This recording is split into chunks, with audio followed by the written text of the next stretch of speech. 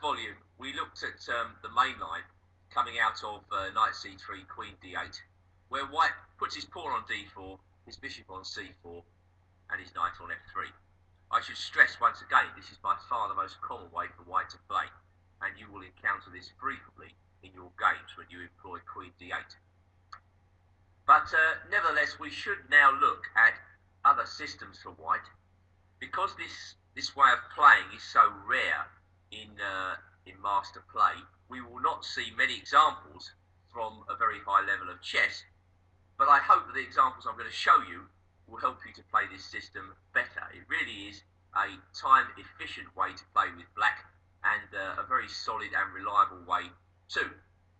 And the first game in this second section comes from a tournament played in Yugoslavia in 2006. Playing white is Milica Milosevic, and playing black is Dragana Nesic.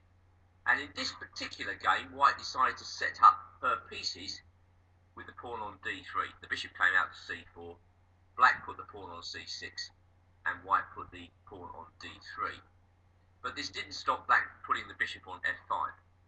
Admittedly, white's system is geared towards putting a brick wall in the way of the bishop on f5, but this shouldn't deter us from playing this natural developing move. I still think black's position is very reliable.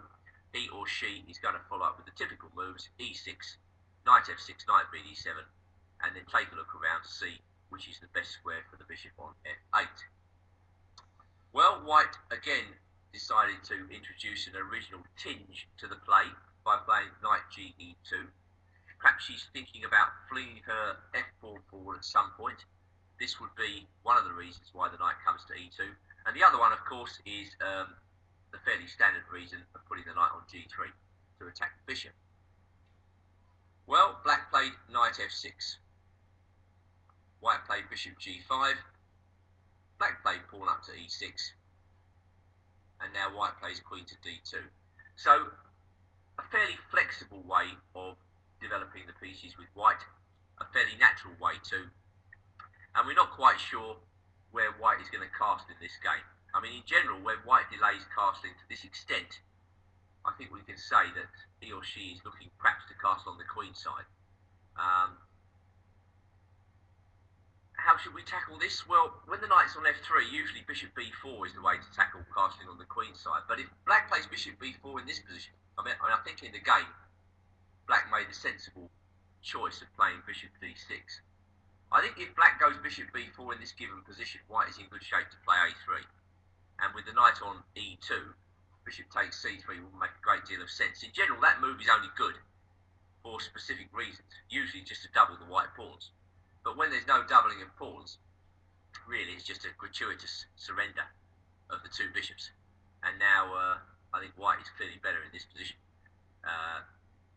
There is distinct control over the dark squares, which black is hard pressed to meet. So just going back to queen d2, I suppose the other move for black was just to maintain flexibility with the bishop on f8 by playing knight bd7. This is a fairly standard, that would probably be my choice in this position.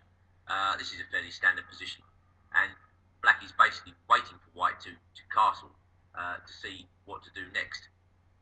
However, bishop d6 was played. This worked out well in the game, and white continued flexible play with h3, whereupon black played knight bd7. So a completely standard setup for black. a3. White seems to be outdoing herself in this game. Both sides seem to be waiting to see what the other will do. I'm not sure I understand a3 in the context of what white does actually next in this game. If I saw a3, I would immediately think that white wasn't really intending to cast on the queen side, because if she does, that pawn on a3 is just going to be an object of attack for black, isn't it? I would have thought so anyway. No, that move is really quite weakening. Probably with white, I would just take a decision.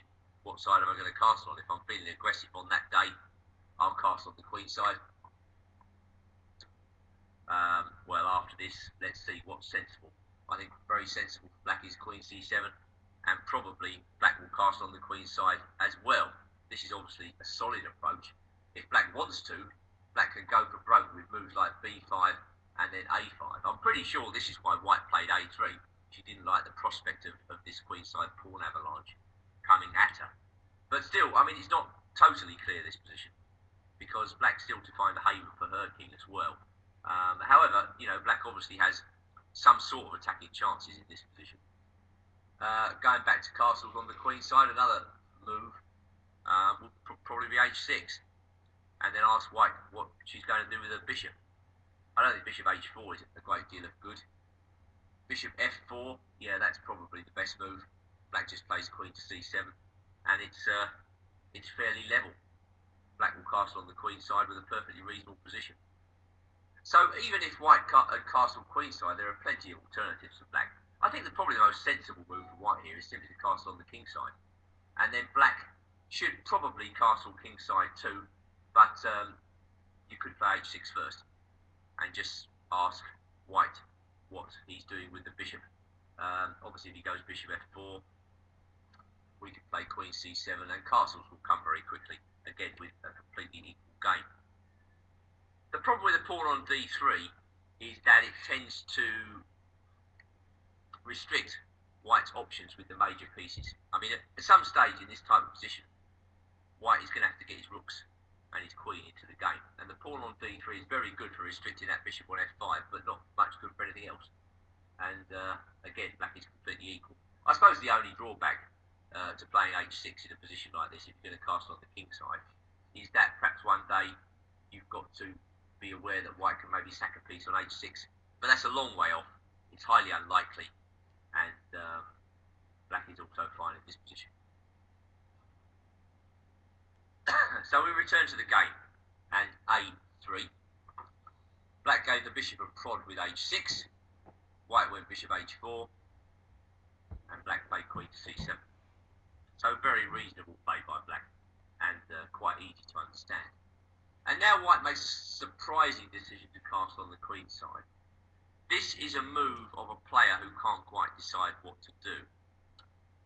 The move a3 doesn't seem to marry in with this castling move at all. Mind you, it's the sort of move, you know, you can expect in your games. The club player tends to veer between one idea and another in a game. You know, if you look at a graph of good moves in a strong player's game, you'll see a fairly even line. You know, these guys keep the standard of play high throughout the game. The lower the level you play at chess, the more that the graph veers all over the place. You know, you see good moves, you see bad moves. It looks like a roller coaster. You're going up and down in the game. And white, it seems to me, is experiencing this type of emotional roller coaster in this game. She can't quite see what to do. She's in two minds exactly how to play this position, because she can't see a clear way to bust the black setup because it's so solid. And so she plays a3, then she castles on the queen side, neither here nor there. Whereas the black position is very together and ready for anything, it seems to me. All right, well, Nesic played knight to d5. Again, a very sensible approach. Probably she's eyeing the f4 square in this position. She's not at all bothered by capture on d5. She'll very solidly be captured with the e-pawn. And black is obviously in no danger. Going back, well, black was simply cast on the queen side. There's absolutely nothing wrong with that in this particular position. Going back again, of course, b5 is a lot sharper this time for several reasons. White can think about sacking a piece on b5, and there's also the a2 square for the bishop. Although it must be said that after a5, I do still prefer black in this position. White seems to have made a big juicy target of her king. So all in all, pretty good for black, because white can't really decide on a plan. Anyway, knight d5. White played king b1, and now black made the courageous step of castling on the king side. This walks straight into g4, but Nesic had obviously judged that she can withstand any white attack that might come about, and more than that, she's ready with counterplay on the queen side,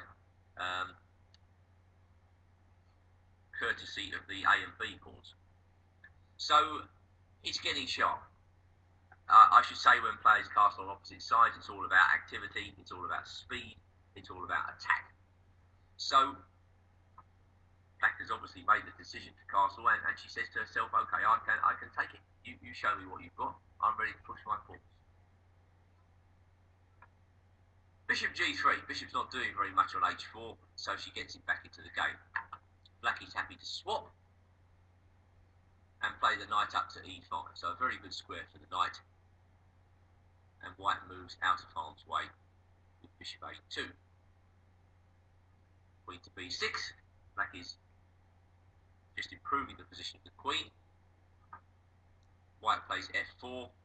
Probably a mistake, well, almost certainly a mistake, because she's underestimated the power of knight f3. I think if white wanted to have played f4, she should probably have taken on d5 first. But even there, I think c takes d5 is clearly very promising for black. Yes, white can play f4 in this position, but then the knight comes to f3, and queen goes across to g2, knight into d4. Black is absolutely fine in this position, although there's still plenty of play left. You have to say that black is looking in very good shape. Probably the idea in this position is to bring the rook across to c8, target the c2 square, and well, at some stage white's going to have to play a move like f5 sooner rather than later. But I don't know, I still believe in black's position in this line. However, in the game, as I say, white seems to have played the whole game in a state of indecision, and she makes a big mistake after f4. And the problem with f4, of course, is that after knight f3, the queen cannot maintain contact with the knight on c3. What she may have overlooked, and it's a fairly basic mistake, is that after knight takes d5, black takes on d2 with check. I know that sounds crazy, that a player could overlook such a move, but it does happen in chess, and I think it happened here. Well, white played queen to g2, knight takes c3 check. Of course, it's all over now, but, well, let's see the finish. It's all over very quickly, actually. White just simply collapses psychologically. Knight takes d1. She probably wanted to get out of the tournament hall as quickly as possible, and now black steps in with checkmate. Okay, obviously the finish to that game was catastrophic for white and need not have occurred. But the fact is that when white plays in this way, with bishop c4 and d3, black can still happily continue with the normal plan and achieve a quite reasonable position in several different ways, as we've seen. Black shouldn't worry about this plan with d3. Really, it's not dangerous.